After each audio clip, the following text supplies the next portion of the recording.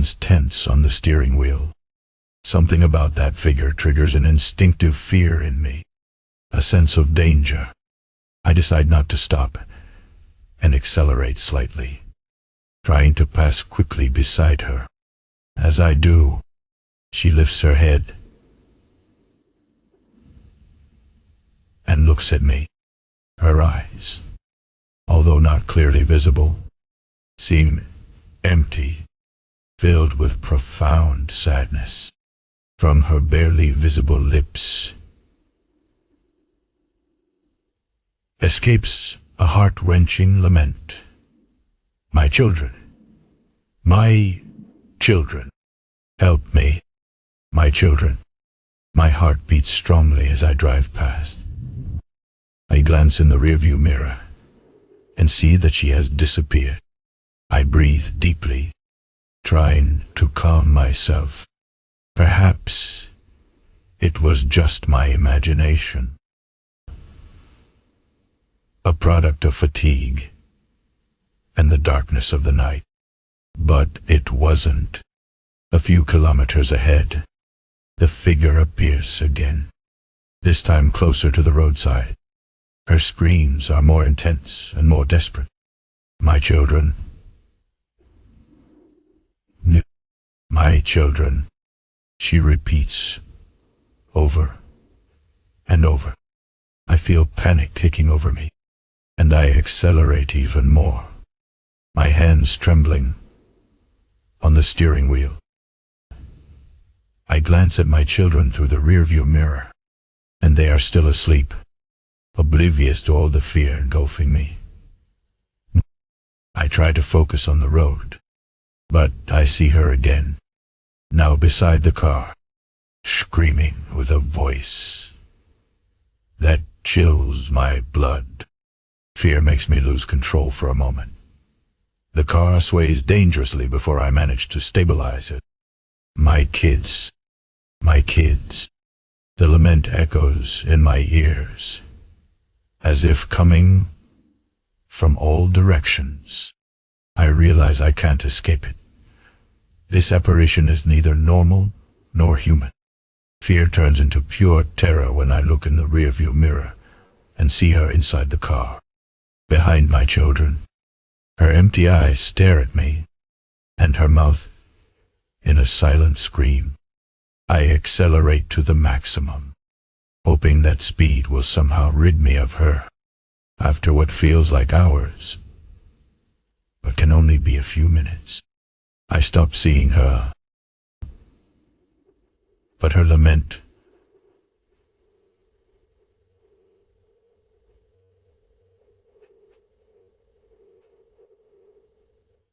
echo from beyond. Finally, I spot the lights of a gas station and decide to pull over.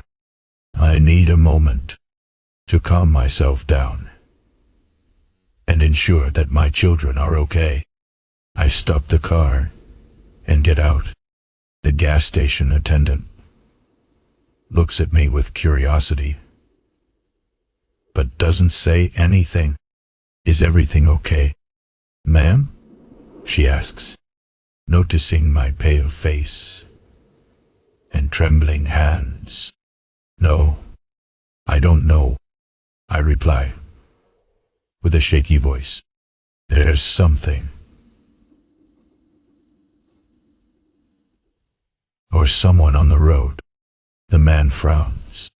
I haven't seen anyone pass by in hours. I turn around to look at my car, hoping to see the white figure, but there's nothing. My children continue to sleep peacefully, as if nothing had happened. I lean against the car, trying to control my breathing. I don't know what's going on, but one thing is certain: the road is no longer safe for us. I have to find a place where we can be safe, at least for tonight. The road seems endless, and although fear drives me to keep going, my strength is waning. My children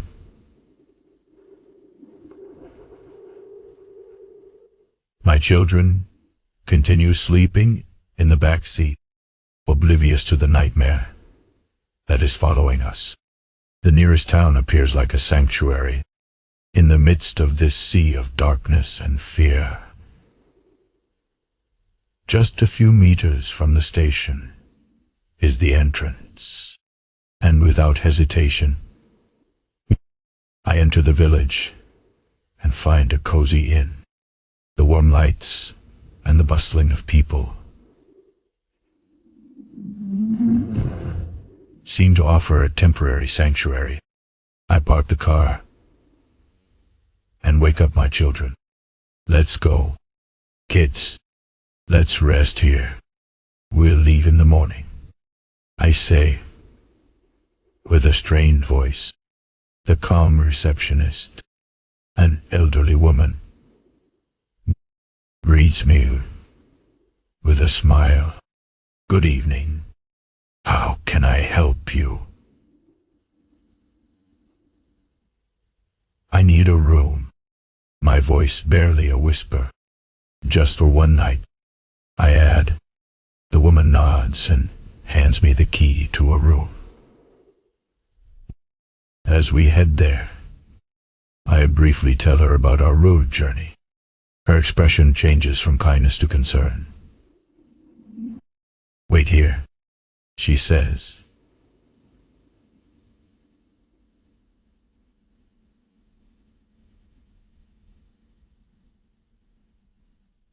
Near the back door. Moments later, she returns with an older man, gray-haired and weathered face. His eyes seem to have seen too much. Tell me more about what you saw, the old man says with a deep, grave voice. Oh, the woman in white, her wails, and how the elderly man seemed to be following us slowly, as if he already knew the story. You have encountered the weeping woman of the road, he finally says. She is a tormented spirit, a mother who lost her children a long time ago. The legend says that she drowned them in a river in a moment of desperation because they were sick and she couldn't afford to care for them. Since then, her soul searches for her children for all eternity, taking the children of others in their place. I know it sounds like an absurd story, but look here. I have these newspapers. Look at the dates and the accidents. A shiver ran down my spine. It was true. Those horrible news stories of families and accidents and children lost on that stretch of the road. Why us? Why my children? Once the weeping woman has marked you, it is difficult to escape her. Her pain consumes her and drives her to seek her children in yours. The old man explains. You must be strong and protect them. Your children. No. However, you must know that escaping from her will not be simple. I express gratitude to the elderly and take my children to the room. I try to sleep, but every time I close my eyes, I see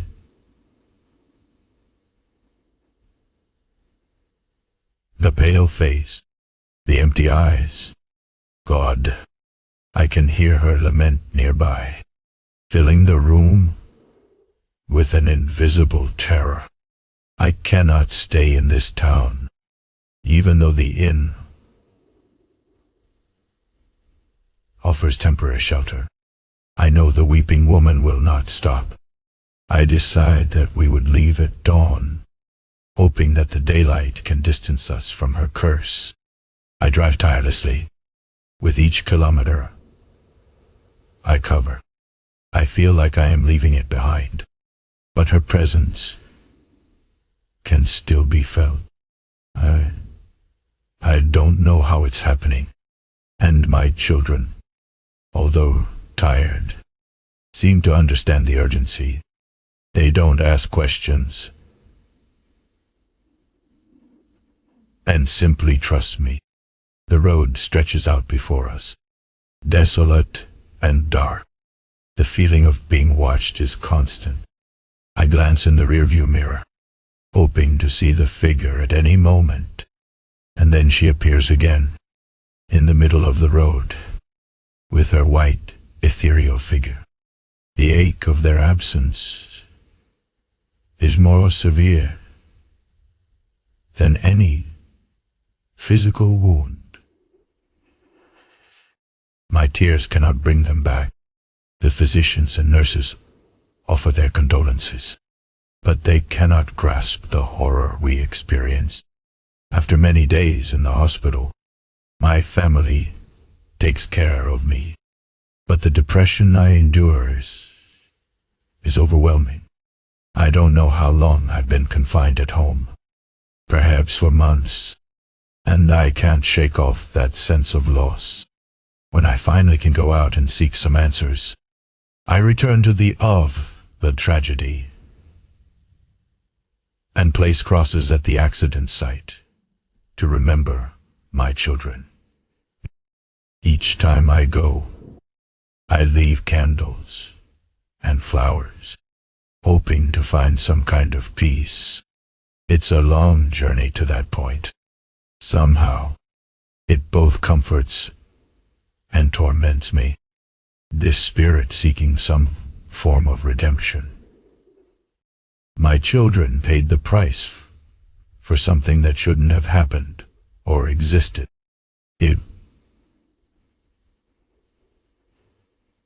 It was during one of my visits on the anniversary of their death, as night fell, that I was with my brother after placing the candles and the rosary. The wind started to blow chilly between the reeds,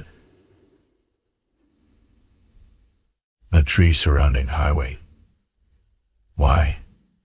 And suddenly I hear their voices, a soft whisper, calling me mother. I decided I had to find a way to eradicate her spirit, even if it meant facing my own death. I remembered the old man from the town, the only one who seemed to truly understand what I had faced. I decided to return to the village and seek answers. Maybe he could offer me some clues on how to stop the weeping woman. When I arrived at the inn, the same elderly woman welcomed me, her eyes filled with compassion. Upon seeing me, "I knew you would come back," she said softly. "During my journey to the inn, the elderly man is waiting for you." He was seated in a rocking chair at the back of the inn, his gaze fixed on the horizon. When he saw me, he felt as if he had been anticipating my return. "I knew you would come," he said with a deep voice. "Your spirit is strong and your pain deep, but I also see determination in your eyes." I said, trembling, "I need to know more. How can I stop her? I cannot allow her to continue causing more suffering." The old man sighed and rose slowly. "Come, there is something I must do." He led me to a dark room in the inn, where a collection of old books and documents were scattered on a table. Among them was an ancient diary with yellowed and worn pages. In these photos, there is a note about that woman who was a neighbor of this place. They did a report after the death of her children because she was fleeing from justice. He pointed at a picture. "Look at this photo. She was the mother of the children. After their death, the woman disappeared. They said she left on her own accord, while others claim she simply went insane and wandered aimlessly. But there are those who assert to have seen her on the road, with a distant gaze, before she vanished forever. What happened to her? This is the same woman who came by the car on the day of the accident, I asked with some anxiety. It is believed that in one night, in her despair, she threw herself in front of a truck on the road. Her body was never found. And since then, her tormented spirit has been seeking her children, ending up taking others' children instead.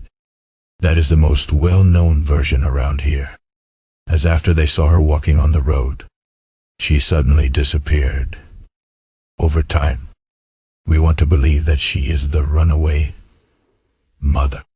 The elder pointed to an entry in the diary.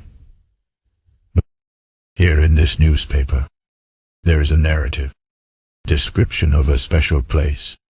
The location where the children killed by that woman were buried is in an ancient cemetery near a village on the road. If you can bring the remains of that woman to the place, perhaps you can give her the peace she so desperately needs, and release the souls she has taken.